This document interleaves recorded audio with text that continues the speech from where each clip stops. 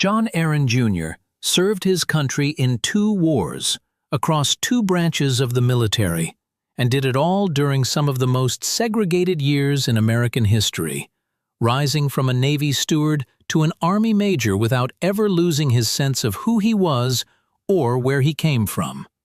And you know, when you sit down and really think about what that means, what it took for a young black man from Little Rock, Arkansas, to navigate the world of the military in the 1940s, and then come back and do it again in the 1950s and 60s, well, it's a story that deserves to be told. Because John Aaron wasn't just serving, he was proving something, over and over again, in a system that didn't always want to see him succeed. Aaron enlisted in the Navy in 1941, right at the start of World War II. And he was just a kid, really, fresh out of high school with no idea what the world had waiting for him. And like most black servicemen in the Navy at that time, he was assigned as a steward. That was the reality back then. The Navy had a policy, and it wasn't a kind one. Black sailors were expected to serve food, clean officers' quarters, and stay out of the way. It was demeaning work for men who wanted to fight for their country, and a lot of them carried that frustration their whole lives. But something different happened to Aaron. He got sent to the Naval Academy in Annapolis, Maryland, and instead of being put in the dining hall like most of the other men on the USS Cumberland, he ended up on the deck force. Now, that might not sound like a big deal, but it was. It meant John Aaron was doing real work on a ship, not just serving meals to officers. It meant someone, somewhere, looked at him and saw something more than what the system said he was supposed to be. And that's the kind of thing that stays with a man. Aaron spent time at Annapolis from 1941 to 1942, and then he got the orders that would change his life. He was shipped overseas to England, assigned to the 7th Naval Beach Battalion, and stationed in a little place called Salcombe in South Devon. And if you've never heard of the Naval Beach Battalions, well, you should know that these were the men who made the invasions possible. They were the ones who went in ahead of the main forces, who prepared the beaches, who made sure the troops could land and keep moving. It was dangerous work, the kind of work that didn't always get the recognition it deserved. And for Aaron, a young black man from Arkansas, it must have been surreal. Here he was, thousands of miles from home, in a country he'd only read about, doing work that mattered in a war that would shape the entire century. And you know, I think about this a lot. These stories, the stories of men like John Aaron Jr., they don't always make it into the history books. They don't always get told on the big stages. But they're out there, thousands of them, waiting to be remembered. And that's part of why I do this. If you're new here, I post stories like this regularly, trying to preserve the voices of veterans who lived through moments most of us can only imagine. So if this is something that matters to you, consider subscribing. It helps more than you know. But anyway, back to Aaron. He was in Europe from 1943 to 1945, right in the thick of it. And while the details of his specific duties with the 7th Beach Battalion aren't fully documented in his interview, we know what those men did. They handled logistics under fire, they cleared obstacles, they worked alongside combat engineers and infantry to make sure the beaches were ready for the waves of men and equipment that followed. It was the kind of work that required courage and discipline, and it was the kind of work that often went unrecognized. When the war ended, Aaron came home. But unlike a lot of veterans who hung up their uniforms and moved on, John Aaron wasn't done serving.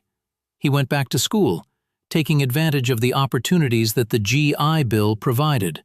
And then, in 1957, he did something remarkable. He received a commission as a 2nd lieutenant in the United States Army. Think about that for a moment. Here was a man who had started his military career as a steward in the Navy. And now, he was an officer in the Army.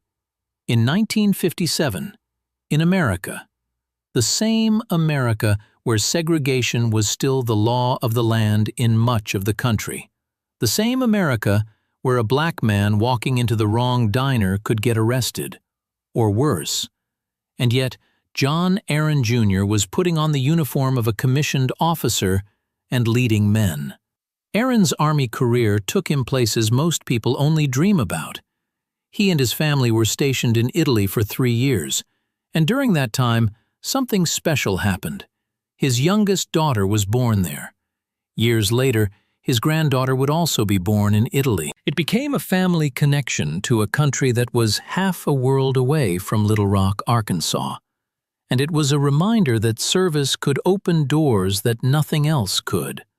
But it wasn't all peaceful assignments and family milestones. John Aaron served in Vietnam. And while his interview doesn't go into the specific details of his combat experience, we know he was there, in the middle of one of the most controversial and brutal conflicts in American history. The Vietnam War was a different kind of war, one that didn't have clear front lines or easy victories. It was a war that tested men in ways that World War II veterans couldn't always understand, and Aaron was right in the middle of it, doing his duty, just as he had done 2 decades earlier in Europe. When Aaron talked about his service, he mentioned something that clearly still bothered him, even years later. He said that he should have received the Bronze Star, but for some reason, he was given the ARCOM instead. The ARCOM is the Army Commendation Medal, and while it's a significant award, it's a step below the Bronze Star. And what really got to Aaron was that everyone else in his unit received the Bronze Star. The unit itself was recognized with the award, but not him. He never found out why. He sent letters asking about it, trying to understand, but the answer never came. And that's the kind of thing that sticks with a man. Not because he needed the medal, not because it changed anything about what he did, but because it felt like a small piece of recognition had been taken away, and no one could tell him why. After Vietnam, John Aaron was assigned to Fitzsimons Army Medical Center, and from there to Fort Benjamin Harrison in Indiana. And somewhere along the way, he transitioned into a role that probably surprised some people. He became a nurse in the operating room. It was a natural fit, in a way. Aaron had spent his whole career taking care of things, making sure operations ran smoothly. And now he was doing it in a literal sense, in hospitals where lives hung in the balance. He retired from the Army as a major, and he and his family decided to stay in Indianapolis. It became home in a way that Little Rock and Chicago and all the other places had never quite been. And when he looked back on his career, he said something that I think is worth remembering. He said he never had a bad moment. Now, that doesn't mean everything was easy. It doesn't mean there weren't struggles or frustrations, or moments when the weight of it all pressed down on him. But John Aaron Jr. chose to remember the good. He chose to focus on the assignments that mattered, the family that was with him, the connections he made along the way. And I think that says something about the man. One of the moments in Aaron's story that really stands out to me is when he talked about going back to England. After he received his commission and was stationed in Italy with his family, he took his wife back to Salcombe, back to the place where he had been stationed with the 7th Beach Battalion during World War II. And he visited the people he had met there, the civilians who had known him as a young sailor, the community that had accepted him during some of the hardest years of his life. And he said it was really something. You can hear it in his voice, even through the transcript. That trip meant something to him. It was a closing of a circle, a reconnection with a part of his past that had shaped who he became. And you know, I think that's what makes these stories so important. They're not just about battles and medals and dates on a calendar. They're about people. They're about the relationships that form in the strangest circumstances, the connections that last across decades and oceans. John Aaron Jr. wasn't just a serviceman. He was a man who remembered where he had been and honored it by going back. If this story is landing with you, if you're feeling what I'm feeling right now, then I hope you'll stick around. Stories like John Aaron's deserve to be remembered, and the only way that happens is if people like you help spread them. Subscribing, sharing, whatever you can do, it makes a difference. Okay, let me keep going. Aaron grew up in Little Rock, Arkansas, and if you know anything about American history, you know what that city means. Little Rock was ground zero for the civil rights battles that would reshape the country. In 1957, the same year that John Aaron received his Army commission, the Little Rock Nine were trying to integrate Central High School, and the whole world was watching. Now, Aaron had already left Little Rock by then. He had enlisted in Chicago and was building his Army career. But the shadow of that city, the weight of what it meant to grow up black in Arkansas in the 1920s and 30s, that stayed with him. It had to. You don't come from a place like that without carrying it. What strikes me about John Aaron's story is the steadiness of it. He didn't talk about dramatic confrontations or moments of crisis. He talked about doing his job, staying out of bad company, getting his home training. Those were his words, home training. It was the foundation that his family had given him, the values that kept him grounded when the world around him was anything but stable. And it worked. Aaron moved through a military that wasn't always welcoming to men who looked like him, and he did it with dignity. He found acceptance in places he didn't expect, like in England, where the local community in Salcombe embraced him in ways that some Americans back home wouldn't have. It's a pattern you see in a lot of these stories. Black servicemen finding more respect overseas than they did in their own country. And it had to be complicated, carrying that back with you, knowing that the nation you fought for didn't always see you as an equal. But Aaron didn't dwell on that, at least not in his recorded interview.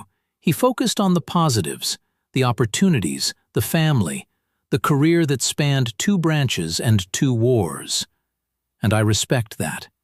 It takes a certain kind of strength to look back on a life full of obstacles and choose to remember the good parts. The details of Aaron's World War II service are fascinating when you dig into the history of the Naval Beach Battalions. These weren't the glamorous units that got movies made about them. They were the support troops, the logistical backbone that made the invasions possible. The 7th Beach Battalion was activated in 1943 at Camp Bradford in Virginia, and it was made up of men who had to be ready for anything. Beach Battalion sailors worked under fire, often in the first waves of an invasion, handling everything from communication to medical aid to traffic control on the beach. They were the ones who made sure the tanks got off the landing craft and onto the sand. They were the ones who marked obstacles and cleared paths. And when things went wrong, they were often the first to respond. For Aaron to have been part of this unit, especially as a black sailor who had been initially assigned as a steward, meant something. It meant he had been given responsibility that went beyond what the system expected of him. It meant someone trusted him with real work, dangerous work, the kind of work that saved lives. The 7th Beach Battalion participated in operations in the European theater, including preparations for the Normandy invasion. Now, Aaron's interview doesn't specify whether he was at Normandy itself or involved in other operations along the English Channel, but we know the 7th was active during that period, and we know Aaron was stationed at Salcombe, which was a key embarkation point for Allied forces heading to France. The whole area was transformed into a military staging ground in the months leading up to D-Day, and the men stationed there knew something big was coming, even if they didn't know exactly what or when. Imagine being John Aaron Jr. in the spring of 1944. You're thousands of miles from home, in a country you'd never visited before enlisting, surrounded by men from all over America and the world. You know the invasion is coming, everyone knows, and you're preparing for it day after day, not knowing if you'll survive what comes next. That's the reality these men lived with. That's the weight they carried. And then the war ended. The fighting stopped. And men like Aaron had to figure out what came next. For a lot of World War II veterans, the answer was simple. Go home, get a job, start a family, and try to forget what you saw. But Aaron took a different path. He went back to school, invested in himself, and came out the other side with a commission.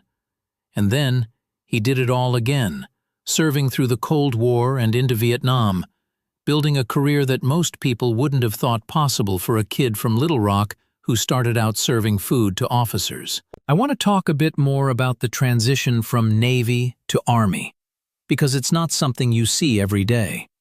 The two branches have different cultures, different traditions, different ways of doing things. For Aaron to move from one to the other, to go from enlisted sailor to commissioned Army officer, required adaptability and determination. It meant learning new systems, new regulations, new ways of thinking. And he did it while raising a family, while navigating the complexities of military life as a black officer in an era when that was still rare. When Aaron talked about his time in Italy, you could hear the warmth in his voice. It was a good assignment, one of those postings that military families dream about. Italy in the late 50s and early 60s, with the beauty of the country and the relative peace of the posting, it must have felt like a reward for all the hard years that came before. And the fact that his daughter was born there, and later his granddaughter, created a family connection that transcended the military. It became part of their story, a reminder that service could take you to places that enriched your life in unexpected ways. But then came Vietnam. And whatever peace Aaron had found in Italy was tested by the realities of that war. The Vietnam War was brutal in ways that still haunt this country. The men who served there came home to a nation that didn't always want to acknowledge their sacrifice. Some were spat on, some were ignored, some carried wounds, visible and invisible, that never healed. Aaron didn't go into detail about what he saw or did in Vietnam. A lot of veterans don't. But we know he was there, and we know he came home with a disability that he still carried years later. We know he was frustrated by not receiving the Bronze Star that his unit earned. And we know he chose to continue serving, to see his career through to retirement, because that was who he was. After Vietnam, Aaron was assigned to Fitzsimons Army Medical Center in Colorado. Fitzsimons was a major Army hospital, one of the largest in the country, and it served as a center for treating wounded soldiers returning from overseas. For Aaron to be there, working in the operating room as a nurse, meant he was directly involved in the care of men who had been through the same hell he had just come from. It was a different kind of service, no less important than carrying a rifle, and arguably more intimate. He saw the cost of war up close, every day, in the bodies and minds of the men on his operating table. From Fitzsimons, Aaron moved to Fort Benjamin Harrison in Indiana, and that's where he finished his career. Fort Harrison was primarily an administrative post, home to the Army's finance center and various support functions. It was a quieter assignment, a place where Aaron could wind down after decades of service and prepare for what came next. And when he retired, he and his family chose to stay. Indianapolis became home. And that brings me to something I think is important about John Aaron's story. He didn't just pass through all these places. He put down roots. He built a life. He raised a family that stretched across continents, with daughters and granddaughters born in Italy, with connections to England that lasted decades. He became part of the community in Indianapolis, joining veterans organizations, staying connected to the men and women who understood what he had been through. And when someone from the Veterans History Project sat down to interview him, he was ready to tell his story, to add his voice to the record so that future generations could know what it was like. Before I get to the end here, I want to say something directly. If you've made it this far, thank you. I mean that. Stories like John Aaron Jr.'s deserve to be heard, and the fact that you're still here tells me you understand why. If you want to support this kind of work, subscribing is the best way to do it. It's free, it takes a second, and it helps make sure these stories reach more people. Okay, let me finish up. John Aaron Jr.'s life doesn't fit neatly into one category. He wasn't just a World War II veteran or a Vietnam veteran or a black serviceman who broke barriers. He was all of those things, woven together into a single life that stretched across decades and continents. He started as a steward on a Navy ship, assigned to serve food to officers because that was what the system said a black man was supposed to do. And he ended as an Army major, a decorated officer who had served in 2 wars and helped save lives in a hospital operating room. That arc, from steward to major, tells you everything you need to know about the man. He didn't let the system define him. He didn't let the obstacles stop him. He kept moving forward, kept serving, kept doing the job in front of him. Until one day, he looked back and realized he had built something remarkable. And I think that's what I want you to take away from this story. John Aaron Jr. wasn't a superhero. He wasn't someone with special powers or extraordinary luck. He was a regular man from Little Rock, Arkansas, who decided to serve his country, and then kept deciding to serve it over and over again for more than 2 decades.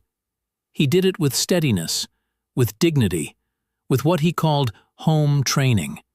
He did it without drama, without fanfare, without the recognition he probably deserved. And that makes his story all the more powerful.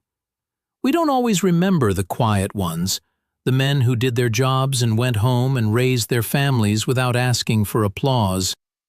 But they matter. They built this country as surely as any general or president. They carried the weight of America's wars on their shoulders, and most of them never talked about it, never complained, never demanded more than they were given. John Aaron Jr. was one of those men. When Aaron talked about going back to England with his wife, revisiting the community in Salcombe that had welcomed him during the war, he said it was really something. I keep coming back to that phrase, really something. It's not eloquent, it's not poetic, but it says everything. Here was a man who had lived through so much, who had seen the world and served his country and built a life, and when he thought about one of the most meaningful moments of all, he could only say, it was really something. Sometimes the simplest words carry the most weight. So here's to John Aaron Jr. Here's to the young man from Little Rock who enlisted in 1941, who served in the deck force when others were sent to the dining hall, who crossed the Atlantic and prepared for invasion on the beaches of England. Here's to the officer who came back after the war, earned his commission, and served another 2 decades in uniform. Here's to the husband who took his wife back to the places that mattered, the father whose daughters and granddaughters were born on foreign soil, the veteran who never stopped caring about the men and women who served alongside him. Here's to a man who said he never had a bad moment, not because his life was easy, but because he chose to remember it that way. Major John Aaron Jr., United States Army, retired.